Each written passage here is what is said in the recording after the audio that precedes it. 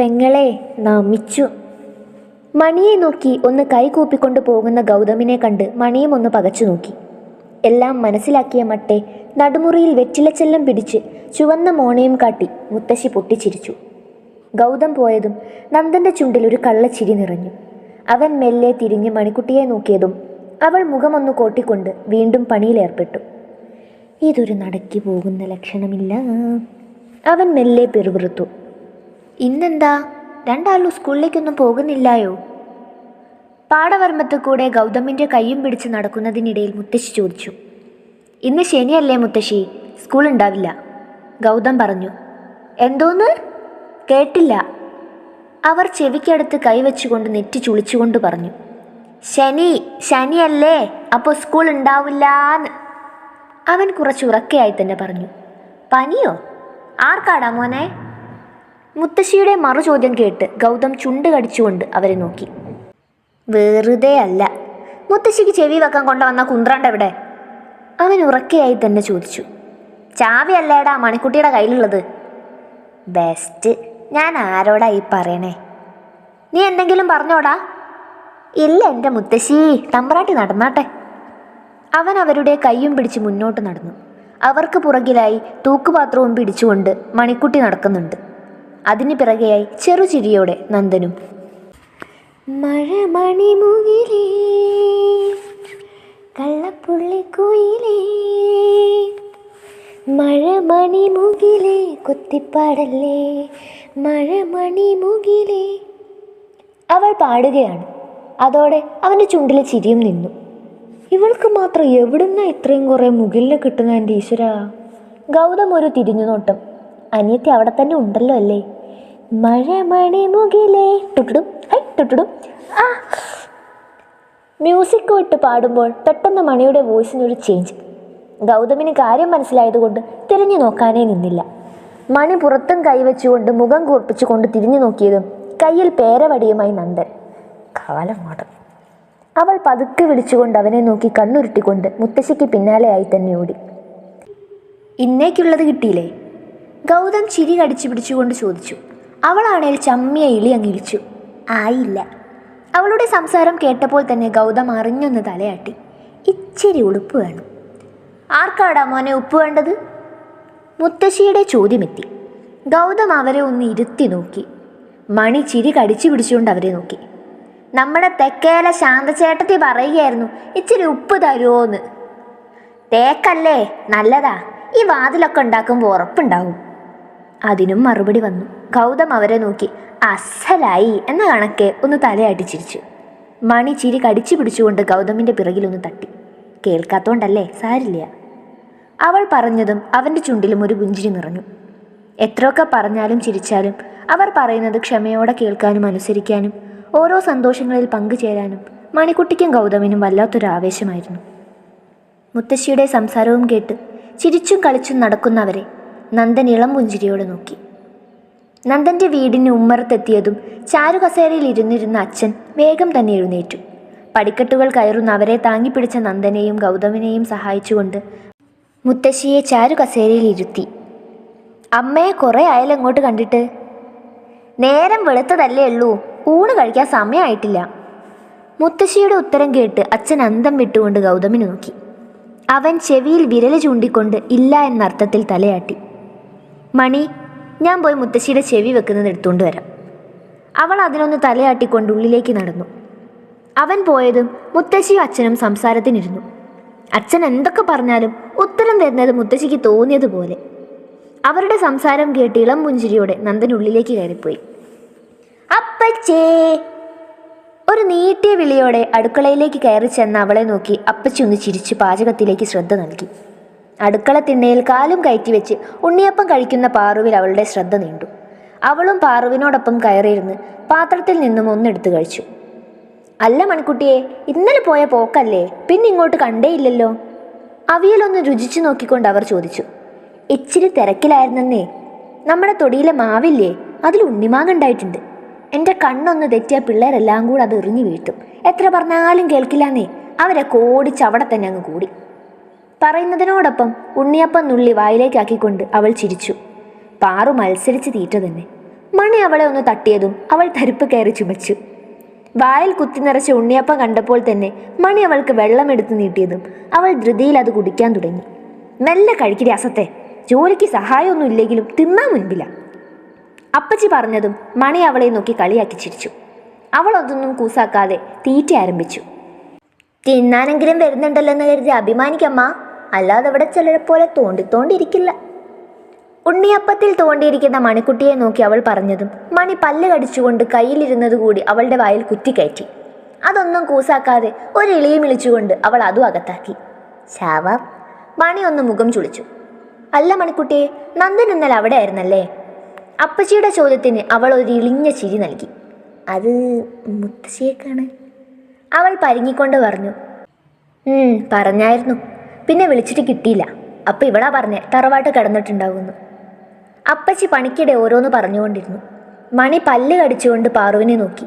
പാറു അവളുടെ അടുത്തേക്ക് ഒന്നുകൂടെ ചാരിയിരുന്നു. ഇന്നലെ എന്തായിരുന്നു? മാവി കയറിയതോ അതോ പണ്ട് നീ കടിച്ചതിൻ്റെ പ്രതിഷേധമോ? പാറു മെല്ലെ ചോദിച്ചു. മണി അവളുടെ കയ്യിലൊന്നുള്ളി. അപ്പച്ചി ഉണ്ടായിപ്പോയി പുല്ലേ. അല്ല മോളെ, അമ്മയപ്പം ഈ വഴിയൊന്നും കാണാറില്ലല്ലോ. പെട്ടെന്ന് അപ്പച്ചിയുടെ ചോദ്യം വന്നു. വന്നിട്ടുണ്ട് അപ്പച്ചി. ആണോ? എന്നാൽ ഞാൻ പോയി കണ്ടിട്ട് വരാം. ഡേ പാറു, അടുപ്പത്തുള്ളതൊന്ന് നോക്കിയേക്കണം. അത് ഞാൻ ഏറ്റമ്മേ. ഉള്ളിലേക്ക് എടുക്കാനല്ല, അതിൽ നിന്നങ്ങാനും ഒന്ന് തൊട്ട കൈ ഞാൻ വെട്ടും. ഒരു ഭീഷണിയോടെ തന്നെ ഉള്ളിലേക്ക് പോകുന്ന അപ്പച്ചിയെ നോക്കി പാറു മുഖം കൊട്ടി. അടുപ്പത്തുള്ള അച്ചപ്പം ഒന്ന് നോക്കി. നിനക്ക് യോഗമില്ല, സങ്കടഭാവത്തോടെ പറഞ്ഞു. അത് കണ്ട് ചിരിയോടെ മണി അവളുടെ പുറകിലൊന്ന് തട്ടി. അല്ല, ഇന്നെന്താടി പ്രത്യേകത? അപ്പച്ചി ഫുൾ ഫോമിലാണല്ലോ. അപ്പം നീ അറിഞ്ഞില്ലേ? എന്തറിയാൻ? ഇന്ന് കുറച്ച് വിരുന്നുകാരുണ്ട്, ആളെ നീ അറിയായിരിക്കും. അച്ഛയുടെ ഒരേ ഒരു പെങ്ങളും മകളും. ചിരി കടിച്ചു പിടിച്ചുകൊണ്ടായിരുന്നു അവൾ പറഞ്ഞത്. അത് കേട്ടതും മണിയുടെ മുഖം ഒന്ന് കൂർത്തു. കഴിഞ്ഞ തവണ നീ മരത്തിൽ കയറിയത് നന്ദേട്ടനോട് പറഞ്ഞു കൊടുത്ത് തല്ല് വാങ്ങിത്തന്ന അതേ സാധനം. കവലയിൽ വായി നോക്കിയത് ഫോട്ടോ സഹിതം കാണിച്ചെടുത്ത് നമ്മളെ രണ്ടുപേരെയും ഗേൾസ് കോളേജിൽ ഇട്ട് നരകിപ്പിച്ച ശവം. പാറു പറഞ്ഞു നിർത്തി. മണി ദേഷ്യത്തോടെ അവളുടെ അടുത്തിരുന്ന പാത്രത്തിൽ നിന്നും ഒരു ഉണ്ണിയപ്പെടുത്ത് വായിൽ വെച്ചു. ഞാൻ ഉപദ്രവിച്ചെന്ന് പറഞ്ഞ് കുറഞ്ഞ കാലമാൻ്റെ കൈ നാകുന്നതും വാങ്ങിത്തന്ന വെള്ളിമുഖ വരട്ടേടി. ഇപ്രാവശ്യം അവൾ വന്ന പോലെ തിരിച്ചു പോകില്ല. ഒന്നുകിൽ ശവമായിട്ട്, അല്ലേ കയ്യും കല്ലൊടിഞ്ഞ്. വാശി നിറഞ്ഞതായിരുന്നു അവളുടെ വാക്കുകൾ. കൊല്ലാനോ?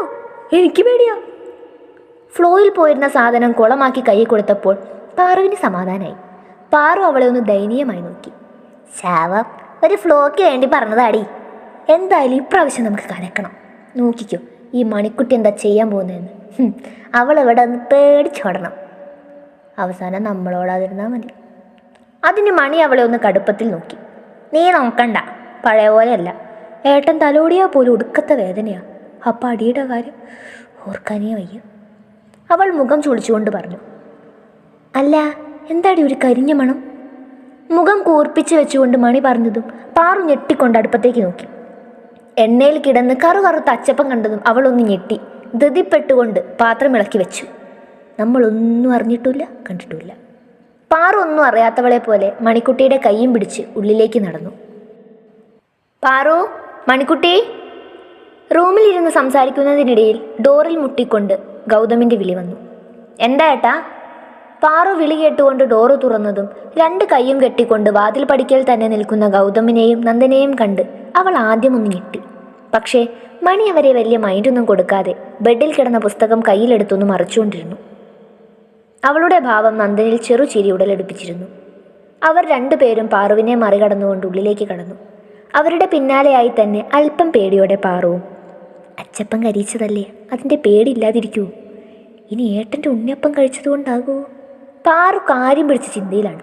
ഗൗതം മണിയോടൊപ്പം ബെഡിലിരുന്നു. നന്ദൻ അരികിലിട്ടിരുന്ന മേശയിലൊന്ന് ചാരി നിന്നുകൊണ്ട് മണിയെ നോക്കി. മണിക്കുട്ടി. ഗൗതമിൻ്റെ വിളി വന്നു.